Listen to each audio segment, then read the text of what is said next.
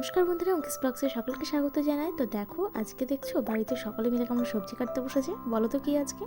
আজ হচ্ছে আমার বিবাহবার্ষিকীর অনুষ্ঠান। না, আজ আমার বিবাহবার্ষিকী না, আমার বিবাহবার্ষিকী ছিল 1 ডিসেম্বর।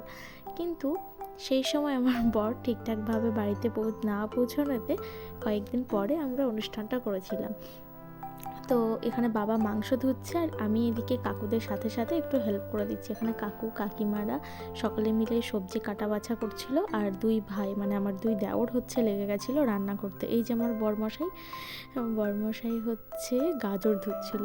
তারপর ছিল রাতের, মেনলি ছিল রাতের অনুষ্ঠান। দেখো, বর আমাকে নূপুর উপহার দিয়েছে আর সেটা আমাকে পায়ে পরিয়েও দিচ্ছে। পিছন থেকে আমার শাশুড়ি মা দেখছে যে বৌমাকেও ছেলে কেমন ভালোবাসে। আর এখানে সকলে মিলে ব্যস্ত ভিডিও করতে, ছবি তুলতে। তো এখানে ভাই বোনেরা মিলে ডেকোরেশন করেছিল। এটা আমার সেকেন্ড অ্যানিভার্সারি। তো বেশ ছোট্ট করে এখানে অনুষ্ঠানটা হয়েছিল, আগের বারের মতো বড় হয়নি। আর আমার বর হচ্ছে কি নূপুরের মুখ লাগাতে পারছিল না, তো সেটা নিয়েই আমরা হাসাহাসি করছিলাম। প্রথমত উল্টো পড়িয়েছে, দ্বিতীয়ত হচ্ছে মুখ লাগাতে পারেনি। তারপর বরকে একদম প্রণাম করছিলাম শান্তিতে, আর বর আশীর্বাদও করে দিল। তারপর ছিল সিঁদুর পরানোর পালা। প্রতিটা মেয়ের কাছে এই মুহূর্তটার একটা আলাদা দাম রয়েছে, তাই না? খুব ভালো লাগছিল। আর এমন বিশেষ কিছু অনুষ্ঠান ছিল না, ছিল কেক কাটা, সিঁদুর দান আর নুপুরটা পরানো, ব্যাস। তারপরে ছিল খাওয়া দাওয়া। তো এখানে সবাই মিলে দেখছিল, আমার খুব লজ্জাও লাগছিল। তো দেখো, এখানে কেক কাটা চলছে।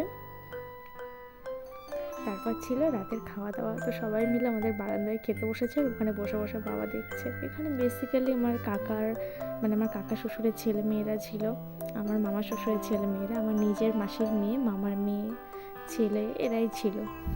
দিদা, বাড়ির কাকু কাকিমা, আমার মা বাবা, আমার নিজের কাকু, এরাই। তো আমাদের মেনু ছিল ফ্রাইড রাইস, চিকেন, ফুলকপি আলু মটরশুঁটির একটা তরকারি, আর ছিল চাটনি, পাঁপড়, আইসক্রিম ও স্যালাড, মিষ্টি, এগুলোই।